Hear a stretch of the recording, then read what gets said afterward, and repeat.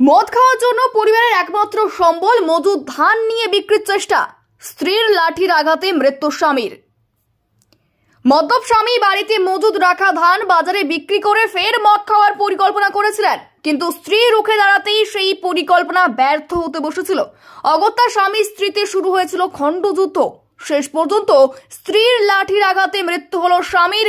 ঘটনা বাঁকুড়ার ওঁদা থানার কল্যাণী গ্রাম পঞ্চায়েতের বিনোদনগর এলাকার। অভিযোগ পেতেই পুলিশ অভিযুক্ত স্ত্রীকে গ্রেপ্তার করেছে।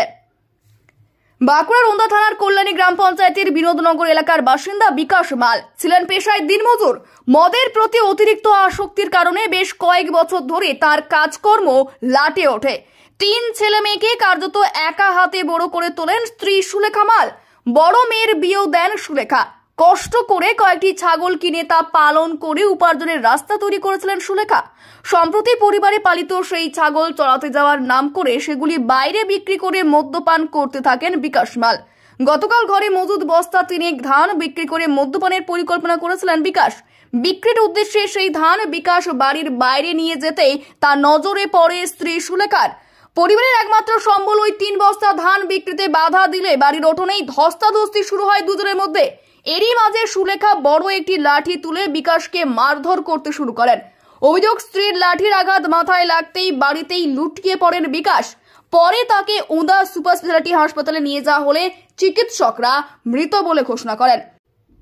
এই ঘটনায় এলাকায় চাঞ্চল্য ছড়িয়ে পড়ে। খবর পেয়ে গতকাল রাতেই অভিযুক্ত স্ত্রী সুলেখা মালকে গ্রেপ্তার করে ওঁদা থানার পুলিশ। আজ ধৃত মহিলাকে বাঁকুড়া জেলা আদালতে পেশ করা হয়। ধৃতের বিরুদ্ধে 103(1) বিএনএস ধারায় খুনের মামলা রুজু করে ঘটনা তদন্ত শুরু করেছে পুলিশ। স্বামীকে খুনের কথা কার্যত স্বীকার করে নিয়েছেন অভিযুক্ত স্ত্রী সুলেখা। স্বামীকে মারলেন কেন? মদ খাই ঝামেলা করে ধান চাল সব বিক্রি দিচ্ছে ঘরে। আচ্ছা, তারপরে গতকালও তাই করেছিল? হ্যাঁ। তখন কি করে মারলেন? তখনও মারধর হয়েছে, তখন কম হয়েছে, হাসপাতালে ভর্তি করি, বাঁচে থাকে। কালকে কিভাবে মেরেছেন? কালকে ডাঙ্গে করে, মানে অনেক দিনের রাগ জমি আছে তো পাইছি বতরে। মানে এমনি কি করতে পারবে?